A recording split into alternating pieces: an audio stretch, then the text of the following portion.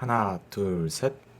노잼 시기. 이 즐거움을 못 느끼니까 노잼 시기라 하는 거죠. 제가 최근에도 간간히 노잼 시기다 라고 느낄 때가 있는데, 시센트 미아이의 책 플로우에선 즐거움을 느끼는 활동은 8가지 주요 구성 요소를 가지고 있다고 말해요. 이 활동은 몰입, 플로우를 통해 즐거워져서 플로우 경험이라고 하는데, 사람들이 플로우 경험을 한다면 즐거움의 8가지 요소 중 최소 1가지 이상은 이야기했다고 합니다. 그렇다는 건 이 즐거움의 8가지 핵심은 몰입인데, 이 몰입할 것을 찾지 못해서 인생이 노잼이라 느낀다는 거죠. 심지어 저는 유튜브나 넷플릭스 볼 때도 한 가지에 집중 못하고 중간에 끊고 이것 봤다 저것 봤다 하다 보니까 뭐랄까 진득한 그런 재미를 못 느꼈던 기억이 있습니다. 재미가 없다 보니까 이렇게 삶의 의욕도 안 났는데, 그래서 이 즐거움의 8가지 요소를 알면 나를 즐겁게 몰입할 수 있는 활동이 이거였구나 찾아 노잼 시기를 극복하는 데 도움이 될 것 같아 준비해봤습니다. 첫 번째는 기술을 요구하는 도전적 활동인데, 다르게 말하면 너무 쉽거나 편하지 않고 나의 실력에 맞는 적당한 난이도의 활동들을 할 때 즐거움을 얻을 수 있다고 합니다. 테니스 시합이라면 선수 둘의 실력이 어느 정도 비슷하지 않으면 즐겁지가 않죠. 이 하는 사람이나 그 경기를 보는 사람이나 실력이 너무 부족한 선수는 어차피 못 이기니까 의욕이 안 생기고, 너무 뛰어난 선수는 지루함을 느끼니까요. 제가 헬스를 하면서도 느낀 게, 편하게 시작하자고 해서 가벼운 무게로 했는데 집중이 안 되고 핸드폰이 생각나곤 했어요. 이 의미 없는 카톡을 계속 들여다보고, 운동이 아니라 노래 뭐 들을지 시간 잡아먹고 있고, 그래서 너무 쉬어도 마냥 좋은 건 아니다 싶었습니다. 그런데 무게를 좀 올리니까 나에게 많은 옷을 입은 것처럼 기분이 좋더라고요. 아무래도 무게를 올리면 내 몸과 무게보다 집중을 해야 부상도 안 당하고 안 깔리고 거의 살 수 있기 때문에 반강제로 집중을 하게 되어서 그런 거죠. 그리고 플로우 경험으로 자주 언급되는 활동이 바로 독서라고 해요. 아무래도 독서가 내용을 이해하려면 책에 집중해야 하고,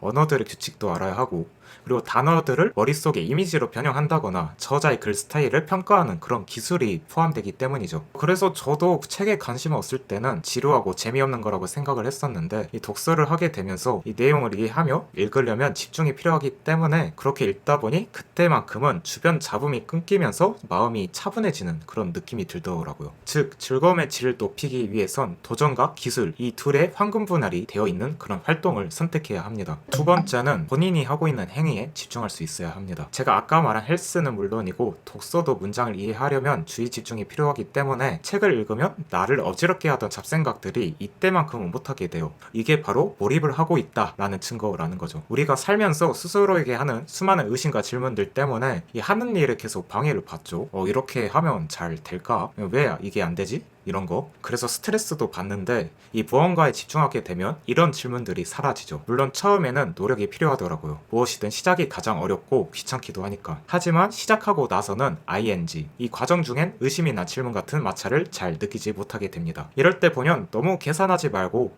생각 말고 그냥 하는 게 몰입감에 도움이 된다는 걸 느낄 수 있죠. 세네 번째로는 명확한 목적, 그리고 피드백이 있어야 합니다. 예를 들어 테니스 선수의 목적은 볼을 상대편 코트로 넘기는 건데, 볼을 한 번 칠 때마다 잘했는지 못했는지를 바로 알게 되죠. 이렇게 목적이 있으면 기준이 생겨서 몰입감이 더 높아지는데, 우리의 일상에서는 스포츠처럼 명확한 기준이 없어서 애매하죠. 그렇기 때문에 본인이 의도하는 바, 목적이 무엇인지 주관을 가지고 좋고 나쁨을 잘 판단할 필요가 있죠. 그래서 저는 독서를 할 때 그냥 읽을 때보단 한두 페이지를 읽더라도 무슨 의미인지 이해하는가를 기준으로 하니까 이해를 하려 집중을 하게 되고, 그러니 읽을 맛이 나고, 그리고 헬스를 할 때는 무게 이런 것보단 이 자극을 주고자 하는 부위가 정확히 자극이 되는가를 기준으로 삼으니까 이 자극을 잘 받으려고 자세나 호흡에 집중을 하게 되면서 몰입감이 생기더라고요. 이게 바로 즐거움으로 이어지고요. 다섯 번째는 일상의 걱정이나 좌절을 의식 않고 현재의 일에 집중하게 됩니다. 이번과 비슷하죠. 잡생각이 없어지는 건데, 불쾌한 일을 잊어버릴 수 있다는 건 자주 언급되는 몰입의 장점입니다. 왜냐하면 현재의 일에 완전히 집중하면 우리는 현재 일과 관련 없는 정보를 처리할 여유가 없어서 즐거움이라는 부산물이 생기기 때문이죠. 저도 일상에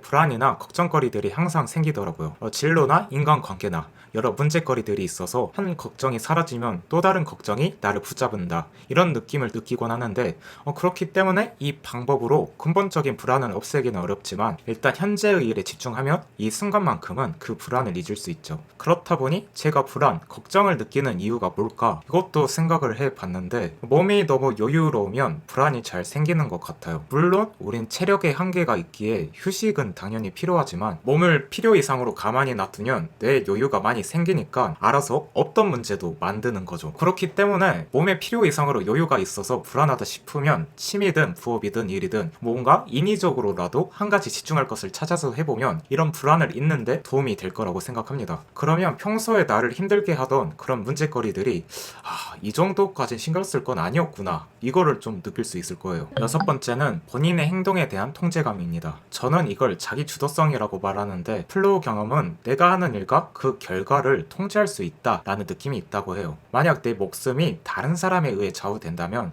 저는 되게 이게 괴로울 것 같아요. 억울하고. 그런 것처럼 내가 이를 선택하고 책임을 지면서 통제한다고 느낄 때 즐거움을 느낄 수 있는 거죠. 그래서 이런 즐거움은 취미 활동에서 잘 느낄 수 있다고 하는데, 이 취미라면 지거나 서투르다고 딱히 걱정할 필요가 없지만, 그 롤은 뭐지? 일에서 실수가 잦으면 해고를 당하거나 사업을 실패하면 막대한 손해를 입게 되기 때문에 마냥 즐기기가 어렵긴 하죠. 그래서 1번처럼 내 실력을 충분히 감당할 수 있는 일이나 아싸리 결과가 크게 중요치 않은 취미생활이 필요한 이유죠. 7번째는 활동 중엔 자아의식이 사라지지만 활동이 끝나면 자아감이 더욱 강해진다 입니다. 지금 하고 있는 일에 몰입하면 과거나 미래에 대해 신경을 쓰지 않게 되는데, 사람들이 많이 하는 걱정 중에 하나가 이 사람들이 나를 어떻게 볼까, 이렇게 눈치를 보는 자의식이 과해질 때가 있어. 이게 힘들 때가 있죠. 그런데 플로우에 빠지게 되면 자기 모습에 신경을 쓸 여유가 없어져요. 제가 요즘 그걸 느끼는 게 축구를 보는 거에 재미를 들려서 혼자 응원서 직관을 가본 적이 있는데, 이렇게 혼자 간 건 처음이라 눈치를 좀 봤단 말이죠. 이 나를 어떻게 볼지. 그런데 경기에 점점 몰입하다 보니 자연스럽게 눈치 보던 걸 잊어버리고 응원하고 소리치고 그런 저를 발견하게 되더라고요. 그리고 개인적으로 느낀 또 다른 몰입의 장점이 이게 다이어트에도 도움이 돼요. 이 아무것도 안 하면 걱정도 많이 생기지만 배고픔을 느끼고 입도 좀 심심하단 말이죠. 그러다 보니 간식을 자주 먹게 되는데, 이 글을 쓴다거나 책을 읽는데 몰입을 하다 보면 신기하게 내 배고픔을 인지하지 못하게 되더라고요. 제가 예전에 친구들이랑 PC방을 갔을 때도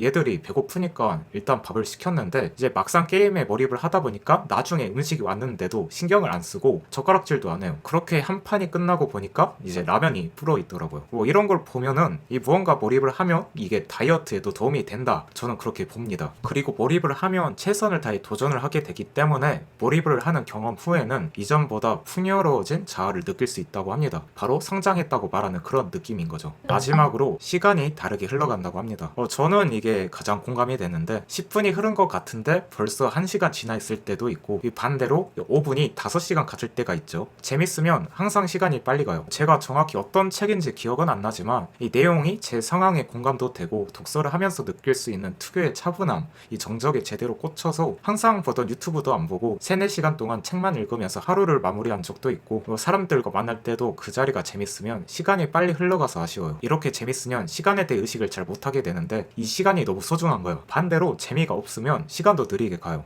대표적으로 학교 수업 시간에 보통 그랬거든요. 이 좋지 않은 머리로 나름 공부 열심히 했었는데 너무 괴로웠던 기억이 있습니다. 그래서 이때는 반대로 피곤하고 지루해서 언제 수업이 끝나나 해서 시계를 많이 봤었죠. 이렇게 즐거움을 얻기 위한 플로우의 8가지 특징을 이야기해봤는데, 예전에 했던 취미 활동, 일 중에 즐거웠다면 이 8가지 특징 중 하나는 있었을 것 같아요. 그래서 그걸 다시 해보거나 새롭게 몰입할 수 있는 것들을 찾아보면 좋을 것 같습니다. 그리고 그냥 해서 몰입을 할 수 있으면 좋겠지만, 이게 마냥 몰입이 쉽지 않다면 목표를 정해보기도 하고 통제를 해보거나 등 본인이 집중해보려는 나름의 노력도 해봐야겠죠. 그러면 노잼 시기를 극복하는데 큰 도움이 될 거라 생각합니다. 영상은 여기까지입니다. 다음 영상에서도 우리의 삶을 건강하고 행복하게 해주는 습관에 대한 이야기로 돌아오겠습니다. 지금까지 카멜레온이었습니다. 조, 넷, 구, 알.